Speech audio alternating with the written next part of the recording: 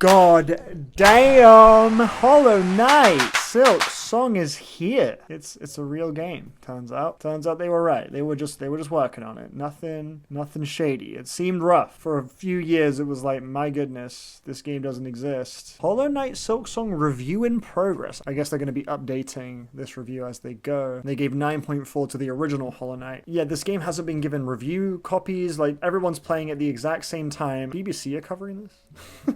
Game is frustrated as Hollow Knight Silksong crashes stores on launch. I was sat up my PlayStation, sweating, waiting for this game to become available on the store. It hit 3 o'clock British Standard Time, and I'm like, okay, I go on the store, I type in Silksong, it's there, I click on it, and it just says, wish list now. And then I like, okay, I'll give it a second, let's see what happens. And then I give it 20 minutes. It's the same thing. I give it 30 minutes. The page is just gone. Yeah, apparently Steam and the Nintendo eShop just went down completely. The demand for this game is out of control. I am elated to see that. The game's $20. I thought the game was going to be £20. I was ready for £20, but it's actually, it's $16.75 on Steam. It was $15.99 on the PlayStation Store. I am utterly blown away by that because, yeah, like it's been said before, but I'll just say it again. They could have so easily have made this $5 more expensive, $10 more expensive, even just making this game $1 more expensive than they did. They would have made millions because there's so many people playing it and interested in it, and people who don't even know what Hollow Knight is are getting into the series. That long wait has just built up this like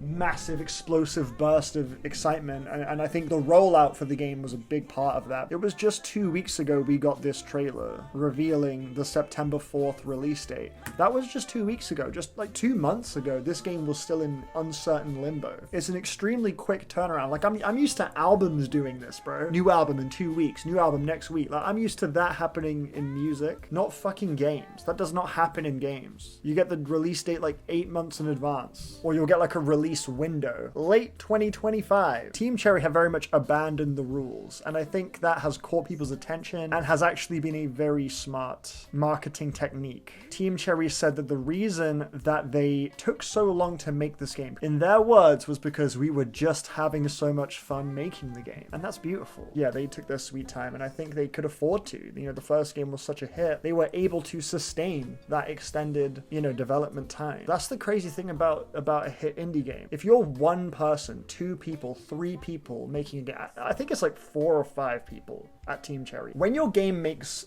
millions upon millions upon millions of dollars, and you're splitting that between like 4 or 5 people, bro, you're sorted for a bit, man. Like you can coast off of that for 7 years, and people are still playing it, still buying it. In fact, the first game got a massive uptick in concurrent players on account of the hype of the new game. A few days before the launch of Silksong, people were just excited for the new game and playing it. The game's longevity has just proven itself. They just want to make the coolest, best thing they can, and they took 7 years to make sure it was as dope as possible, and here we have it. So that's a lot of waffle, that's a lot of rambling. The title of this video is my first impressions. I haven't actually spoken to you about my thoughts on this thing. I've played the game for 5 hours, and that is probably like a crumb of what this game is going to give me, because the first Hollow Knight's pretty big, especially with the DLCs. You see a Metroidvania, you sort of assume it's going to be like, what, 10-15 hours? Hollow Knight took me like 40 hours, bro. It's a big game. It's a lot to see and explore. And Silksong, I can only assume, is much bigger.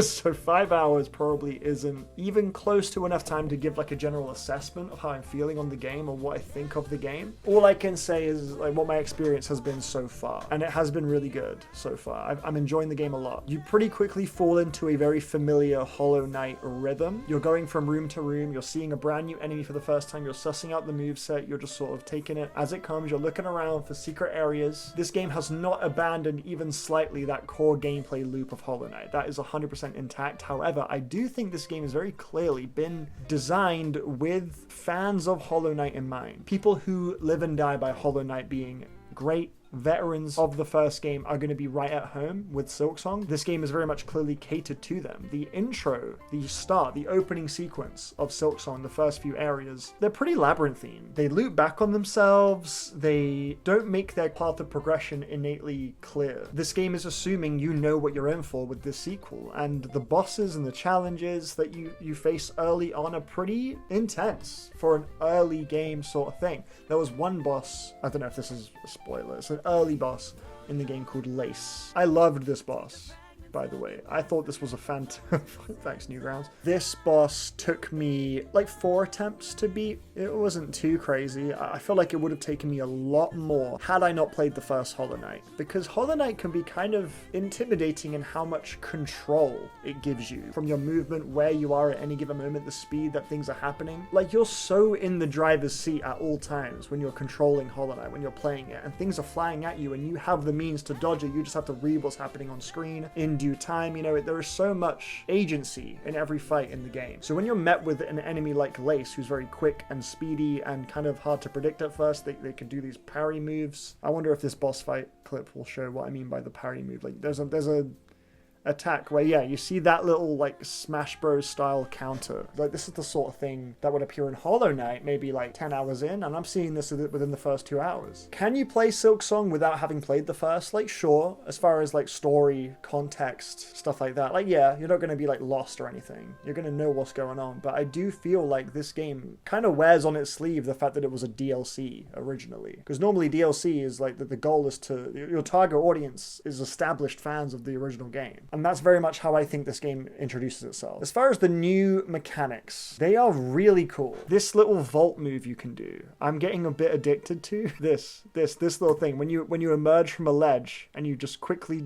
press the jump button right as you've met the ledge, you do this like little flip vault, and it's so wonderful. It feels so great. In fact, it's too good because I'm doing it when I don't need to, and I'm overshooting jumps and hitting spikes and stuff because I just love doing it. The most like noticeable kind of like tweak of the muscle memory comes in the form of this downward move you can do now. Hornet is the new character. I want to see if this trailer highlights the sort of downward diagonal move thing. It must do.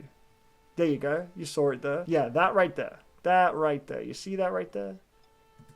Yeah.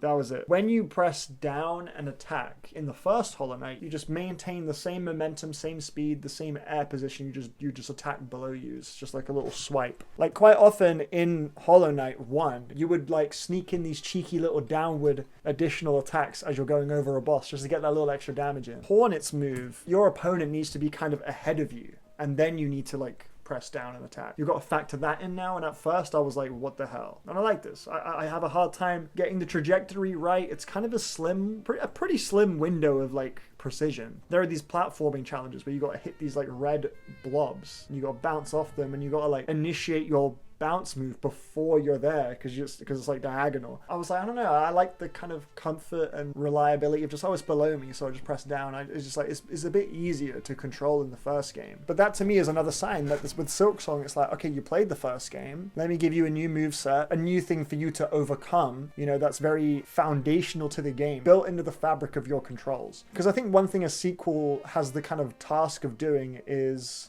bringing fans of the first game back to that mind state they were in when they first played Hollow Knight, when they didn't know anything. And I think it's through micro changes and decisions like that to where a veteran Hollow Knight player could potentially feel a bit out of their depth with Silksong. Things like the new healing system, the new downward attack, they mess with your habits, you know? So I think a veteran Hollow Knight player can play that and be like, okay, I've got a new experience, a new skill ceiling to sort of figure out. And that, I think, stops those people from just feeling like, oh, it's just Hollow Knight 1.5, it's just the same game again. That's the same appeal, the same skeleton. There's some new flavors in here that are really nice. And I'm really enjoying just the extent to which they make use of these mechanics. You can press circle to bind. Some boss fights will deal more than just 1 HP's worth of damage, so you have to sort of be wary of that. If you're on, like, say 3 HP, 2 hits could kill you in that situation. So you're thinking, oh, should I use my bind now on 3 HP to like get max HP and sustain more hits? Or should I just sort of like wait it out in case I get down to maybe 2 HP and then I get more out of my, you know, my bind? There's like a management thing there that wasn't really as present in Hollow Knight. In Hollow Knight 1, if you wanted to heal, you would just have to like find a little corner, hold the button down for as long as you could, and just pray you could get as much as you want out of it. There is an element of that with the animation that happens when you heal. You gotta be like safe, so you can just carry out the animation. But yeah, that's just one additional extra thing to work into the muscle memory. And I appreciate that they've taken the time to like tweak these small things that you don't really realize are making up a massive part of the core fabric of the game as you're playing the first Hollow Knight. But when they're changed, it's like, wow. I feel like it's pretty redundant to say the game looks and sounds like heaven. Christopher Larkin is back again. Same composer as the first game. Music is really, really great. Particularly love the music for the Hunter's March area, which I hate that area, dude. The run back is insane. They give you like, oh my god, there's a fake bench in there. I was like, geez, thank God. A bench. I rested on the bench and there's a trap. I was like, what? Come on, mate. I got hit by a trap, man. I didn't die, thankfully. But yeah, I felt very betrayed. But the music in that area is particularly wonderful. Very delicate, gentle, and foreboding music this time around. I think the music in Hollow Knight comparatively is very wistful, full of wonder. Like Silksong, I think, inspires this tone of importance that I don't think was quite as present in Hollow Knight. Hollow Knight 1, I think, is the idea of a wanderer just sort of innocently stepping into this battle that they just weren't ready for. That's kind of the experience of Hollow Knight. You just sort of see this unfolding, sprawling Metroidvania adventure happen as you continue playing. Whereas I think Silksong, the perspective is different. It's more, we are here because we know we want an adventure. Hornet is like, yeah, bring it. There's a real determination at the kind of core of Silksong so far that I don't think was quite the same tone in the first game. I don't think I felt that quite as much, at least not until later. It definitely feels like the sort of fluff that comes with making a debut game, like the tutorials, the streamlining to make it welcoming for newcomers. Silksong hasn't abandoned that completely, but it's definitely prioritized the people who love the first game as the target audience and saying, hey, you love this game, here is a whole new adventure. But it doesn't feel like it's just a bunch of like leftover stages or whatever from the first game. This feels like a whole new curated thing for those people. Like, here's the next stage up, the next level up. You hit the ceiling on the first one, here is ceiling 2, here's like phase 2, which I think is how every sequel should really be. So far it's really, really meeting the moment, I gotta say, man. The first game to me is I've got it at a 4.5. To me, maybe the best Metroidvania. There are a few games that you could probably argue are in that conversation. Blasphemous is up there for me. I think the new Prince of Persia Lost Crown game is up there for me. I haven't played Ori and the Blind Forest, but I do know for some people that is like the GOAT Metroidvania. But I think these days it's a fairly common opinion that Hollow Knight is like the peak of that genre. Everything that genre has ever been teasing itself to be one day or like building towards. And yeah, it feels like Team Cherry were like, that was just our first game, bro. Now that we know that this shit works, this foundation works, we can build on that completely and give you an insane, sprawling ride. And I can't wait to see what adventures lie ahead. I've just hit Greymore. Greymore is the most recently discovered area in my playthrough so far, and I've got 5 hours logged in on the when I load the game on the screen. That's what it says. So yeah, that's where I'm at. Shout out to Sherma.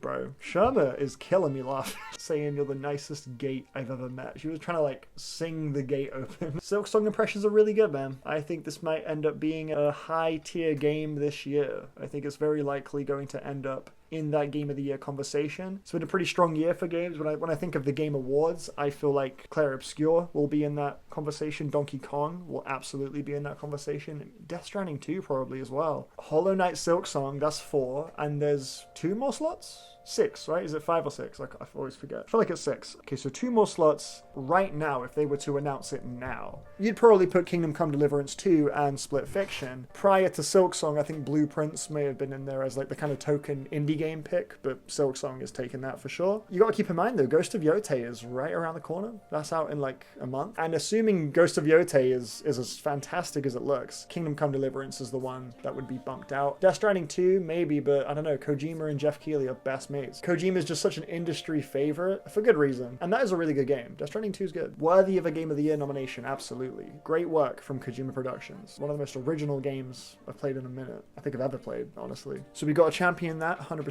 I don't think it has any chance of winning. Right now, Clair Obscur I think is looking good for the win, but maybe Silksong, when the reviews start to pour in and the conversation continues, it could maybe overtake it in the cultural zeitgeist consensus sort of space. I think, again, the marketing and the rollout for this game was fucking perfect, because the reviews are going to be trickling out weeks, and reactions and people's experiences and blah, blah, blah. The conversation for Silksong will carry on. It was guaranteed to carry on for like a little while after it releases, because everyone's playing it at the same time. I feel like Silksong is going to have a really big moment for the next few weeks, and I look forward to being a part of that and continuing to play the game myself. Every single biome I've seen so far, oh my god, it just feels like it was painstakingly combed over. Like even little things like the animations in Hornet its run when you do your sprint and then you turn in the other direction. There's this like little turning motion that happens. There's a lot of sort of micro additions, like small details like that Hollow Knight did have to a great extent as well, but Silksong, it really feels like they took a couple extra years to really make every little thing tick. Every little thing that you prod at in this game is giving you a reaction, because it feels like it's all been just so combed over. And yeah, Team Cherry charging £16 for this game just to make sure that everybody can get their hands on it. It's not too much of a crazy ask if you do want to play the game yourself. You know, a lot of games are really expensive, especially now. You know, you got freaking Nintendo being absolute cheeky fuckers going for the $80 unbelievable, man, crazy. You know, at first I was like, yeah, I mean, well, games take a long time to make and blah blah blah, you know, whatever. The more I thought about it, that was fucking ridiculous. $80, mate. Nintendo as a company are just so, like, they're so not consumer friendly, and yet here they are making the most like family game. It's so annoying. They're so fucking secretly evil. Like Mario, like you guys are scummy cunts, man. Anyway, there's my first impressions and current thoughts, mindset, reactions to everything going on with Hollow Knight Silksong. Let me know how you're finding the game in the comments if you're playing it. Bye. Happy gaming, bro.